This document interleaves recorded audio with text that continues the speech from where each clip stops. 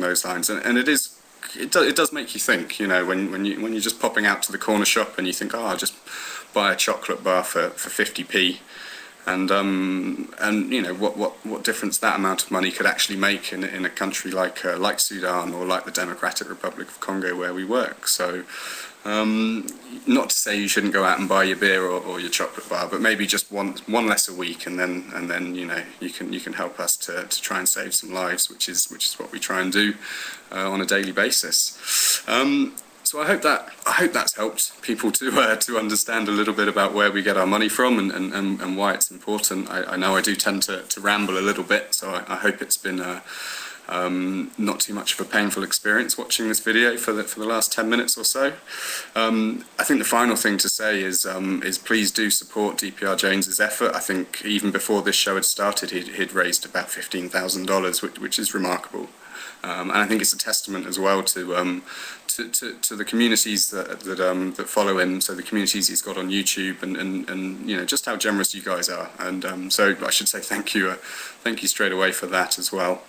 And also to say quickly, if you guys do want some more information, or you want to come and read a little bit more about MSF before you make up your minds about making a donation, and I do think that's really important, that you shouldn't just accept what I'm saying or what DPR Jones is saying. You should come have a look at our websites.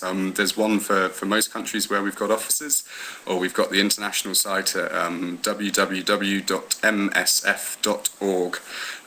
There's tons of information there, there's lots of contact details, and so if you can't find the answers you're looking for on the website, then there's lots of people like me in the offices that have been more than willing to have a chat to you over the phone and yeah, try and explain to you a little bit about what we do. Okay, cool, well enjoy the rest of the show, and yeah, good luck.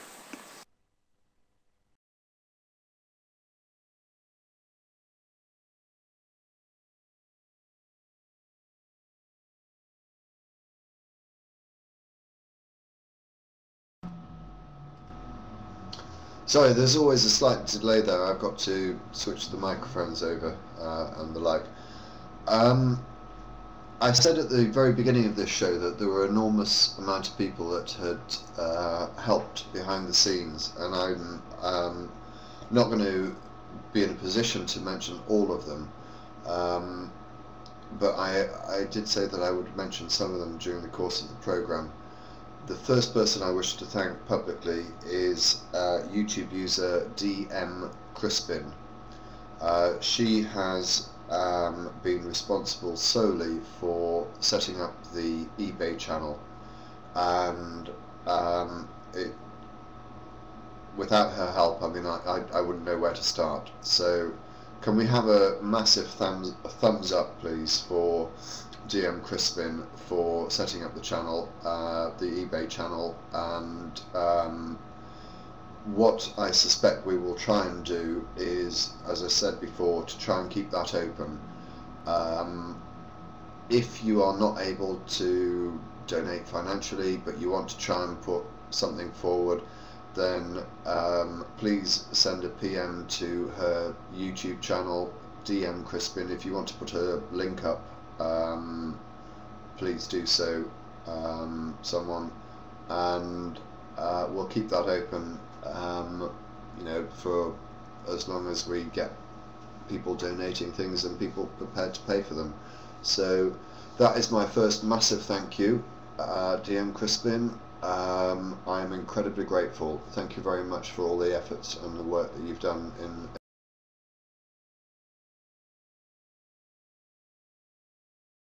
we have, I hope, if he's going to turn his mic back on, we have the, yeah, he's got his mic back on.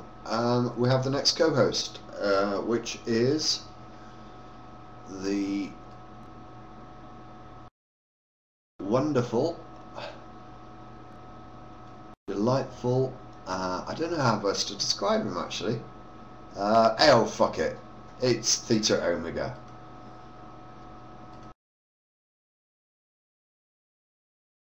Shut up, DPR. Yeah, that's probably right.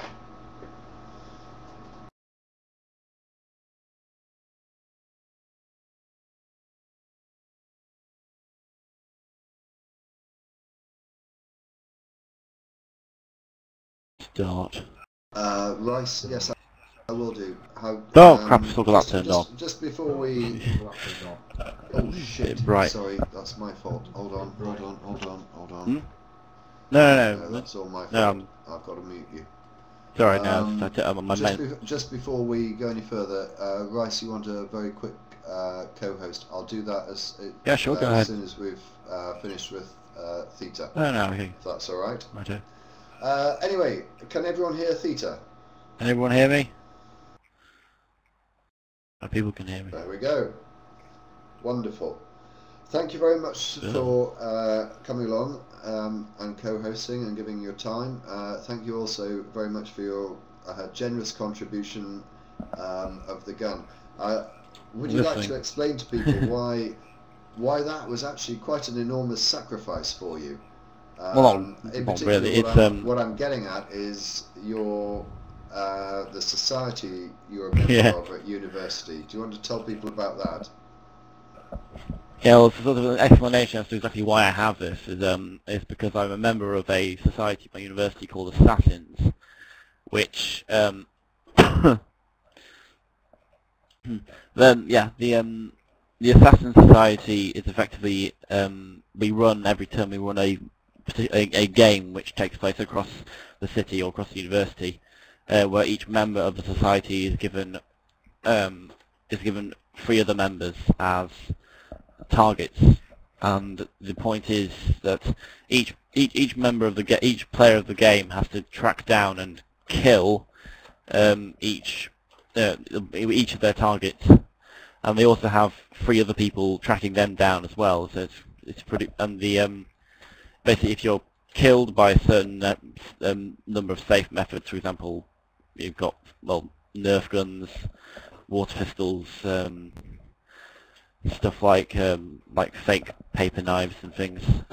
We have a lot of rules as to what you can and can't do, but the idea is that if you're killed by one of these methods, you're out of the game, and so it's basically like the last man standing sort of thing. I don't think staple guns are allowed. But yeah, I was for my first term, I was really quite active hunting down other freshers, and now I'm actually on the exec, so I've got less, because I'm not taking part in the main game, I've got less of a need for this, but I've got plenty of other weapons, although not quite as useful as this one, available to me. I'm going to be replacing this. In your, one of your videos about Nephilim Free, who, from what I quick shots to Nephilim Free. You've got quite a high regard for him. A high regard, yeah. So well, he actually responded to me, which was quite fun. I really like that. I really like the fact he actually responded to me. I thought he blocked you. Well, he did block me. Then he responded to me. Did he respond before blocking, or did he block and then respond? Because I was commenting on some of his videos, basically just effectively telling him where he was going wrong, and he blocked me. And then a while later, he made his Evolution Quickshot video, to which I responded. And then he responded to that, and in the response, he was saying that he blocked me because I was using foul language and such, when I wasn't. I was just not accepting his bullshit. I do have a high regard for Nephilim Free, because it must be quite a skill to, whilst at the same time knowing absolutely nothing, appear as though you know everything. Well, you've done quite a few videos in which you expose him,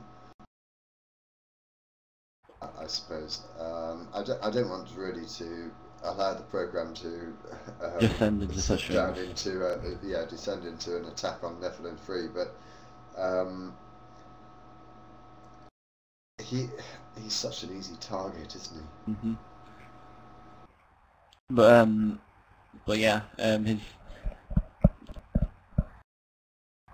he's really good at spinning out claims which he never backs up. I mean, if you saw his response to Little Trucking Bozo's response to him, he was 16 parts. Now, for any person on any subject to make a 16-part response, which, to be honest, I mean, if you were to take the amount of time I take to make a 10-minute video, to make 16 of them, yeah, Although to be honest, I think he just probably just records himself talking for 10 minutes. It probably only took him a few hours. Coughlin's just made a comment which I have to say, Yes. I shouldn't have mentioned this, but I always ask people, would you feel comfortable having Nephilim as a babysitter for your children?